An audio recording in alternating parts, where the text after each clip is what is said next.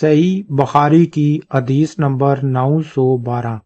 نبی کریم صلی اللہ علیہ وآلہ وسلم اور حضرت ابو بکر اور حضرت عمر رضی اللہ عنہ کے زمانے میں جمعے کی پہلی اذان اس وقت دی جاتی تھی جب امام منبر پر خطبے کے لیے بیٹھتے، لیکن حضرت عثمان رضی اللہ عنہ کے زمانے میں جب مسلمانوں کی کثرت ہو گئی تو وہ مقام زورا سے ایک اور اذان دلوانے لگے۔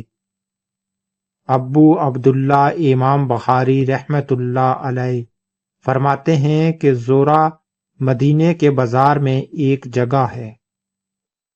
اس حدیث میں یہ فرمایا گیا ہے کہ حضرت محمد صلی اللہ علیہ وآلہ وسلم کے زمانے میں اور حضرت ابو بکر اور حضرت عمر رضی اللہ عنہ کے زمانے میں ایک اذان جمعے کے لیے ہوتی تھی، اور وہ اذان جب امام منبر پر بیٹھتا تھا اس وقت دی جاتی تھی، لیکن بعد میں مسلمانوں کی تعداد زیادہ ہو گئی تو حضرت عثمان رضی اللہ عنہ نے زورا ایک جگہ ہے وہاں پر 2 اذانیں دینے کا حکم دیا، اور وہاں پر پھر 2 اذانیں جمعے کے دن دی جانے لگی۔ صحیح بخاری کی حدیث نمبر 914۔ میں نے معاویہ بن ابی سفیان رضی اللہ عنہ کو دیکھا، آپ منبر پر بیٹھے، مؤذن نے اذان دی، اللہ اکبر اللہ اکبر۔ معاویہ رضی اللہ عنہ نے جواب دیا، اللہ اکبر اللہ اکبر۔ مؤذن نے کہا، اشہد ان لا الہ الا اللہ۔ معاویہ رضی اللہ عنہ نے جواب دیا، اور میں بھی توحید کی گواہی دیتا ہوں۔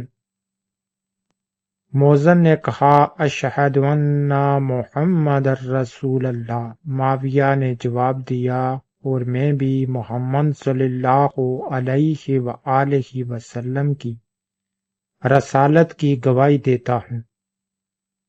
جب مؤذن اذان کہہ چکا تو آپ نے کہا، حاضرین، میں نے رسول اللہ صلی اللہ علیہ وآلہ وسلم سے سنا، اسی جگہ یعنی منبر پر آپ بیٹھے تھے، مؤذن نے اذان دی تو آپ یہی فرما رہے تھے جو تم نے مجھ کو کہتے سنا۔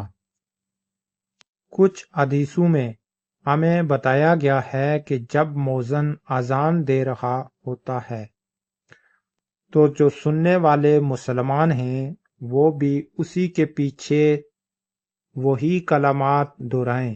جب وہ اللہ اکبر کہے تو وہ بھی اس کے بعد اللہ اکبر کہیں۔ پوری اذان اسی کے پیچھے سیم دہرانی چاہیے، لیکن جب حی علی الفلاح اور حی علی الصلاح کہیں